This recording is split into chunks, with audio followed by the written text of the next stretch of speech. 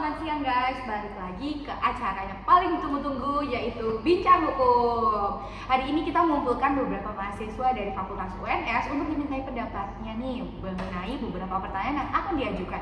Oke, langsung aja yuk kita kenalan sama teman-teman kita yang hadir dalam diskusi kali ini. Dimulai dari sebelah kiri dulu, kanan dulu mungkin. Halo, aku Wanda, aku dari Fakultas Hukum UNS. Oke, dari sebelah kanan kita mungkin. Halo, aku Zalzala dari FWNS 25. Dan juga dari sampingnya, silakan. Halo, aku Kenai dari Fakultas Hukum UNS. Oke, mungkin yang terakhir. Oke, kenalin namaku Aaron dari Fakultas Hukum UNS.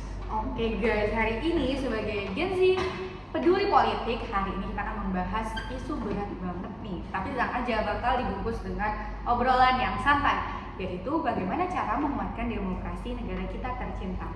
Oke teman-teman sekalian, kita ini kan tahu kalau negara ini udah 80 tahun lamanya berdiri dan sudah setahun lamanya dipimpin oleh presiden baru setelah sebelumnya dipimpin oleh presiden selama 2 periode.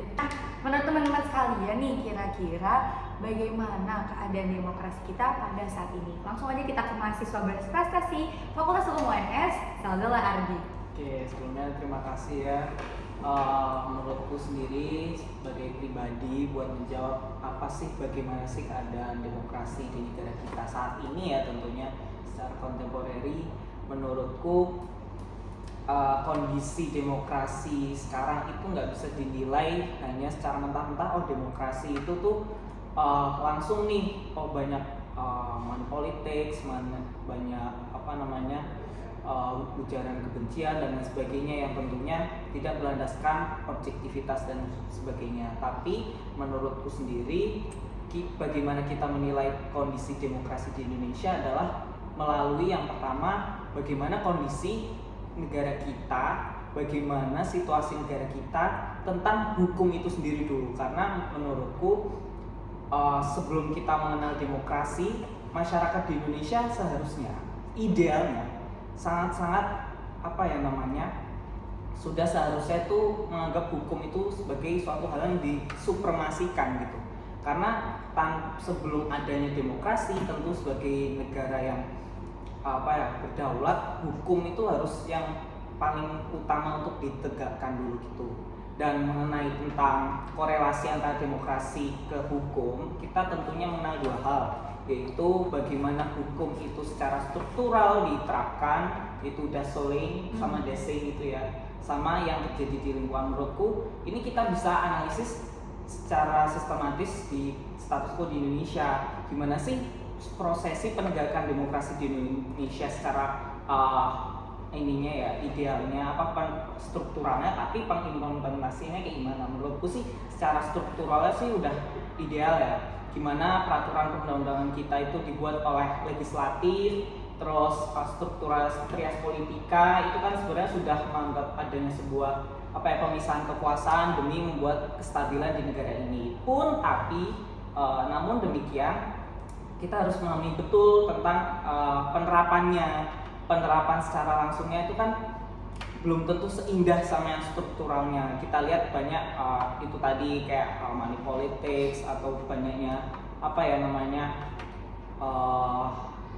politisasi dan juga independensi dari tiap-tiap lembaga. Itu tuh masih tiap-tiap lembaga yang mengusung yang namanya demokrasi, misalnya pemilu dan sebagainya, itu masih banyak yang dipertanyakan. Jadi itu sih yang paling berkaitan tentang kondisi demokrasi di Indonesia.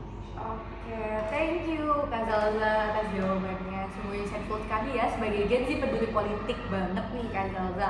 Mungkin kita bisa minta juga pendapat dari mahasiswa berprestasi Fakultas Hukum UNS juga yang nomor 2 nih, Kak Wanda. Kalau menurut tanggapan Kak Wanda sendiri gimana? Terima kasih pertanyaannya.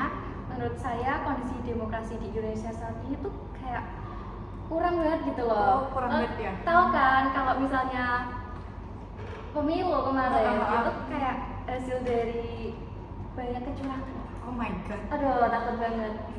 Kan tahu kan, belum wapres kita mau nyalon itu kan ada perubahan. Oh my god, iya benar banget. Perubahan dari MK gitu. Betul. Dari MK. Iya, anak haram konstitusi. Apa? Iya, seperti itu. Tapi lihat lagi pelaksanaan demokrasi. Kalau pelaksanaan demokrasi itu emang udah kayak sebagai realitas aja, tapi dilihat dari penerapan demokrasi di Indonesia itu ya masih kurang aja gitu. Masyarakat emang bebas berpendapat, tapi orang-orang ini tuh kayak takut buat ngungkapin. Ada yang takut, ada yang secara gamblang. Iya, bener. Apalagi kemarin habis ada kabar aktivis ditangkap ya. Iya. Gara-gara dua marhaen. Kayak gitu. Oke, makasih banyak Yolanda atas insight-nya, jawaban yang sangat keren banget. Oke, langsung kita lanjut ke pertanyaan selanjutnya. Dengan keadaan tadi yang udah disampaikan sama Kak Zalza bahwa demokrasi itu secara konsepnya memang sudah baik, tapi sayang penerapannya dan diperkuat juga dengan jawabannya Kak Wanda nih bahwa banyak kriminalisasi aktivis dan juga demokrasi yang nggak berjalan, sistem check and balances yang udah mulai rusak. Kira-kira nih menurut teman-teman kita, apa sih tantangan dan peluang yang ada untuk demokrasi di negara kita tercinta? Mungkin bisa dimulai dari Ketua BMF HWNS Kak Muhammad Kinai. Oke, terima kasih atas kesempatannya. Mungkin di sini saya lebih ngejawab di tantangannya dulu kali ya. Jadi tantangan yang dialami oleh demokrasi Indonesia saat ini mungkin adanya dari money politik yang dilakukan oleh pemerintah-pemerintah yang buruk ya. Jadi dimana hal ini tuh justru sangat fatal, karena gimana lagi masyarakat itu harus percaya kalau pemerintahnya aja melakukan hal yang seburuk itu. Terus mungkin yang apalagi cocok untuk zaman saat ini adalah dari media sosial, karena media sosial ini bisa jadi platform yang bahkan mengujar kebencian dan hoax, yang dimana orang-orang yang awalnya nggak mengerti atau kurang informasi dan butuh malahan bisa teralihkan dengan berita yang hoax, dan itu juga menentukan kepercayaan dan menjadi suatu konflik yang besar. Mungkin satu hal lagi adalah lemahnya penegakan hukum yang ada di Indonesia.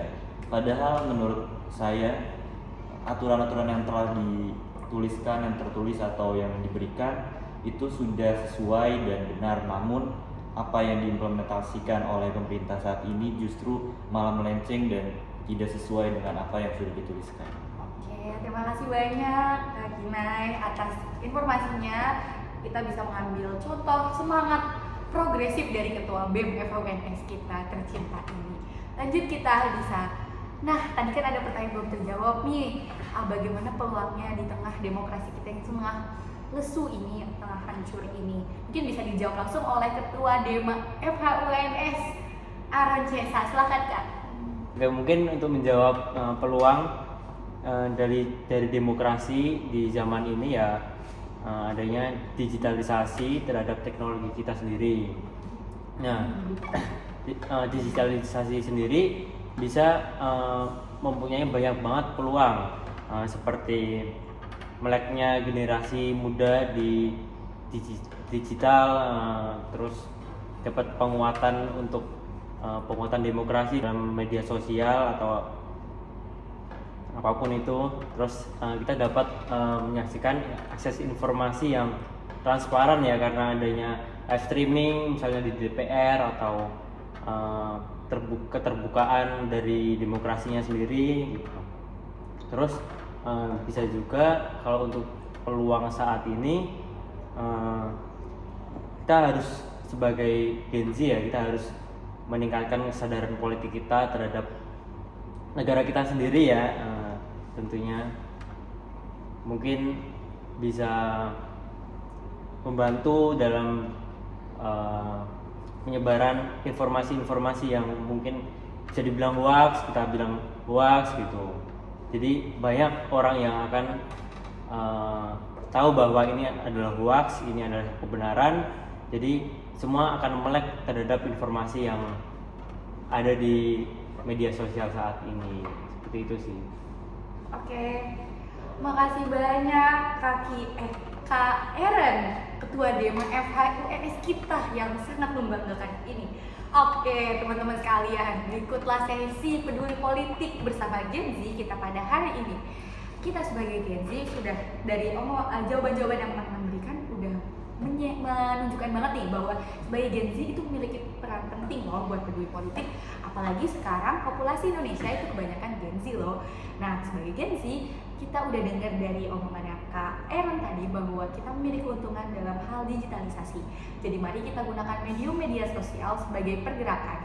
Hal ini juga yang telah dilakukan oleh Kak Kinai di sela-sela kegiatannya sebagai Ketua BMFH UNS untuk menyemarakan kegiatan pergerakan-pergerakan yang bisa membantu demokrasi kita, entah lewat hashtag, postingan, dan menyebar informasi lebih banyak. Pun juga dengan mahasiswa berprestasi kita yang pertama dan yang kedua, Kak Zalza dan juga Kak Wanda yang sudah menjadi bukti nyata bahwa sebagai Gen Z kita bisa berperan aktif untuk menjaga demokrasi kita tercinta. Gen Z memiliki peran aktif dalam menjaga demokrasi dengan berprestasi, ikut berpartisipasi lewat media sosial ataupun yang lainnya, dan juga ikut menjadi kritis. Mari kita jaga demokrasi, menjadi mahasiswa berprestasi. Sampai jumpa di episode selanjutnya.